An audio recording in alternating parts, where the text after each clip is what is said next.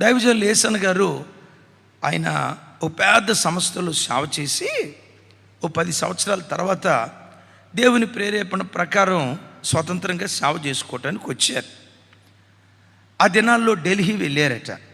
ఢిల్లీ వెళ్ళినప్పుడు కొంచెం అనుభవం కలిగిన సేవకుడు, వివాహమైన సేవకుడు యేసన్న గారిని పిలుచుకొని, యేసన్న నీకు ఒక మాట చెప్తా, చెప్పండి అయ్యా, తప్పకుండా వింటాను. నేను అనుభవంతో చెప్తున్న ఈ మాట, అనుభవంలో జ్ఞానం ఉంటుంది, నా మాటను తప్పకుండా వింటానయ్యా, చెప్పండి. పెళ్లి చేసుకోకుండా సేవ చేస్తే శోధనలు వస్తాయి, శోధనలో నువ్వు పడిపోతావు. నా మాటిని నువ్వు పెళ్లి చేసుకో. నీకు శోధనలు రాకుండా ఉండటానికి పరిష్కారం ఏదయ్యా అంటే నువ్వు పెళ్లి చేసుకో అన్నాడట. యేసన్న గారు విని, అయ్యగారు మీకు పెళ్ళి అయిందా అన్నారట. అరే పెళ్ళి అవ్వపోవటం ఏంటో, అది అమ్మగారు 3 పిల్లలు ఉన్నారు కదా అన్నారట. మరి పెళ్ళైన మీకు శోధనలు వస్తున్నాయా అన్నారట. నాకు కూడా వస్తున్నాయి అన్నాడట. అప్పుడు యేసన్న గారు చెప్పారట, ఒక వ్యక్తి శోధనలో పడిపోకుండా ఉండటానికి పెళ్ళి కాదు పరిష్కారం, దైవ భయం దానికి పరిష్కారాన్ని చూపిస్తుంది. గుండెల్లో దైవ భయం ఉంటే నువ్వు వివాహితుడివైనా అవివాహితుడివైనా, వివాహితురాలివైనా అవివాహితురాలివైనా, ఆ దైవ భయం ఒక్కటే.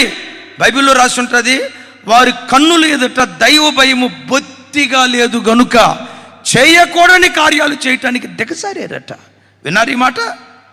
కీర్తనలో అంటాడు, వారి కన్నుల ఎదుట అనండి. మందిరానికి వచ్చేవాడు సిగరెట్ దాగలుగుతున్నాడంటే వాడి కన్నుల ఎదుట దైవ భయం బొత్తిగా లేదు. భయం. నేను ఎక్కడైనా త్రోవ తప్పి బ్రతికితే సొదొమ గొమొర్రా మీదకి దేవుడు ఉగ్రత కుమ్మరించలేదా? నా బ్రతుకు మీద దేవుడు ఉగ్రత కుమ్మరిస్తాడు.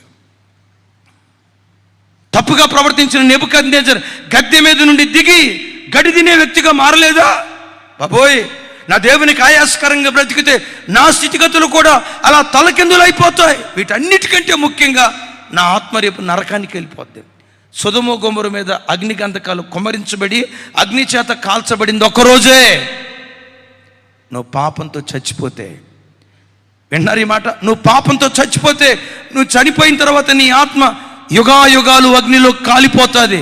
వాక్యం అంటది కదా, అగ్ని ఆరదు, పురుగు చావదు. ఒక్కసారి నరకంలో నీ ఆత్మ పడిన తర్వాత యుగాయుగాలు కాలిపోతావు.